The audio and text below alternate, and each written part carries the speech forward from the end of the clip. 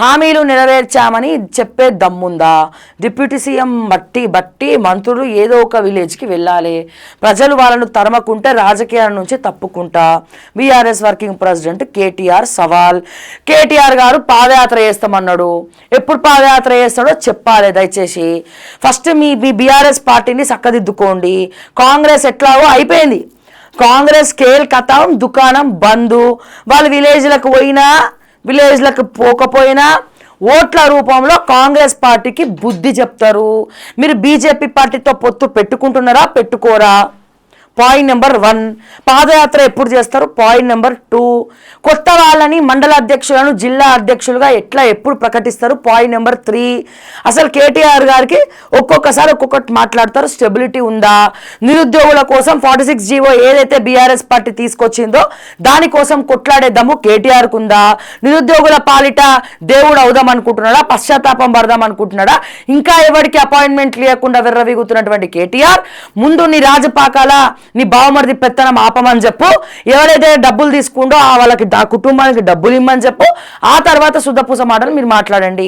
మీరు ఏదైతే తప్పులు చేసిండ్రో ఇదే రేవంత్ రెడ్డి కూడా గదే తప్పు చేసిండు. మీరు తప్పు చేసిండు, రేవంత్ రెడ్డి కూడా తప్పే చేస్తుండు. మీకన్నా ఘోరమైనటువంటి తప్పిదాలు చేస్తూ ఉన్నారు, మీకంటే ఘోరంగా దోచుకుంటా ఉన్నారు. బందిపోట్ల ముఠావన్నట్టు పడి దోచుకుంటున్నారు తెలంగాణని. కానీ మీరు బీఆర్ఎస్ అనే గ్యారేజ్ని రిపేర్ చేయదలుచుకున్నారా లేదా? బీఆర్ఎస్ని రిపేర్ చేస్తారా లేదా? అసలు బీఆర్ఎస్ అధినేత ఏం చెప్తున్నాడు? కార్యకర్తలకి ఏం ఇన్స్ట్రక్షన్స్ ఇస్తున్నాడు? జనాల కోసం ప్రజల కోసం ఎట్లా కొట్లాడాలనుకుంటున్నారు మీరు? మీ మోటివ్ ఏంటి? రానున్న ఎన్నికల్లో కొత్త వాళ్ళతోటి ముందరకెళ్తారా? ఇదే పాత చింతకాయ పచ్చళ్ళతోటి ముందరకెళ్తారా? ఏం చేద్దాం అనుకుంటున్నారు? కొత్త వాళ్ళకి ఏమైనా అవకాశాలు ఉన్నాయా బీఆర్ఎస్ పార్టీలా? లేకపోతే అదే ముసలోళ్ళు అదే మొక్కలు చూసుకొని ప్రజలు ఓట్లు వేయకుండా ఉండాలా? బీఆర్ఎస్ పార్టీ మండల అధ్యక్షుల్ని మారుస్తారా? జిల్లా అధ్యక్షుల్ని మారుస్తారా? అవినీతి చేసే వాళ్ళనే సంకల పెట్టుకొని తిరుగుతారా? ఏం చేస్తారనేది కేటీఆర్ గారు ఒక నిలకడగా కూర్చొని ఆలోచించుకుంటే బెస్ట్. మీ ఇంటి పంచాయతీ ఏంది? గతంలో షర్మిలాని కాదన్న జగన్ ఏమైపోయిండు? ఇంటి పంచాయతీ ఇంకెన్ని రోజులు నడుస్తుంది? ఇవన్నీ కూడా మాట్లాడి జనాల్లోకి బీఆర్ఎస్ పార్టీ బలంగా ఇప్పటి నుంచి వెళ్ళి కొట్లాడితే ఒక అర్థం ఉన్నది, ఒక పరమార్థం ఉన్నది. ఇవేం చేయకుండా ఒక రోజు వచ్చి సూపర్ స్టార్ రజనీకాంత్ లాగా మేము కొట్లాడతాం అంటాడు. ఇంకో రోజు వారం రోజులు మళ్ళీ రాడు కేటీఆర్ కనవాడు.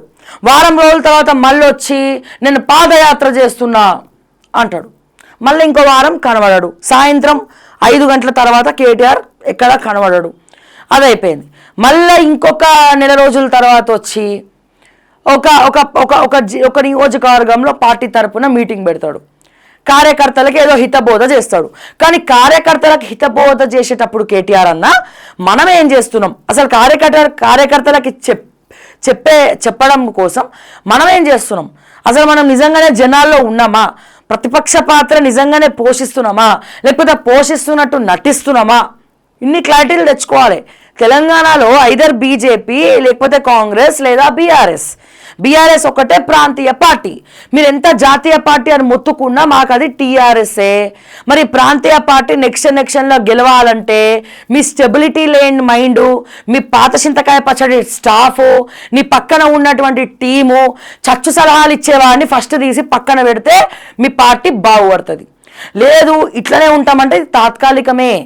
మీది లేకపోతే ఇంకో ప్రత్యామ్నాయ పార్టీ వస్తుంది, ప్రాంతీయ పార్టీ వస్తుంది, టెన్షన్ పడద్దు. లేదు మేము ఇంత కష్టపడ్డాం, 2001 నుండి కేసీఆర్ కష్టపడ్డాడు తెలంగాణ కోసం, బలంగా నించున్నాడు.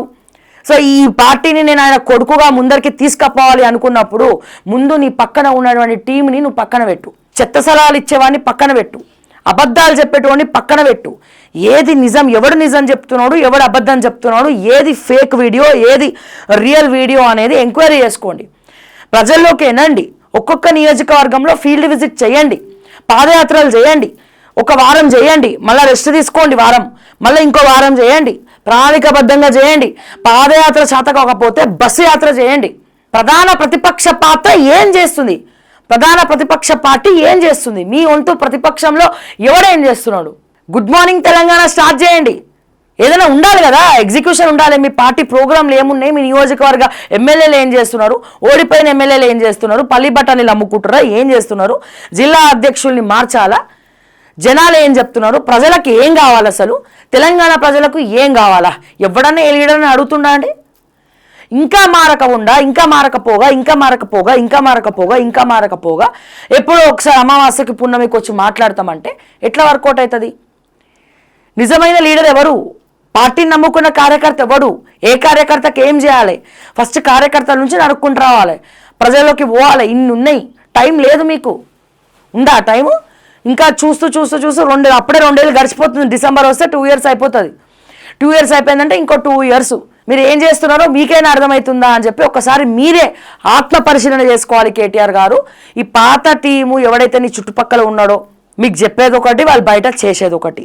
డప్పు కొట్టేటోని, చప్పట్లు కొట్టేటోని ఎప్పుడు నమ్మద్దు, ఎప్పుడు పొగడేటోని అసలే నమ్మద్దు. ఇది గుర్తుపెట్టుకోండి. ప్రతిపక్షం బలంగా మారాలి. రానున్న సార్వత్రిక ఎన్నికల్లో కేంద్ర జాతీయ పార్టీలు మీ మీదకి వచ్చినా కూడా మీరు స్ట్రాంగ్ ఉండాలంటే ప్రజాబలమే ఇంపార్టెంట్. ఆ ప్రజాబలం సాధించుకోవాలంటే మీరు ప్రజల మధ్యలో ఉండాలి. లేకపోతే ప్రజలు కూడా మీలాంటి పార్టీస్ని భూస్థాపితం చేస్తారని చరిత్ర చెప్పుకుంటుంది. మిమ్మల్ని ఒక ఎగ్జాంపుల్గా తీసుకోవాలా, లేకపోతే మీరే ఒక ఎగ్జాంపుల్ తీసుకొని ముందరికి నడుస్తారా అని తేల్చుకోవాల్సినటువంటి అవసరం కల్వకుంట్ల తారక రామారావు గారికి బీఆర్ఎస్ వర్కింగ్ ప్రెసిడెంట్గా ఉంది.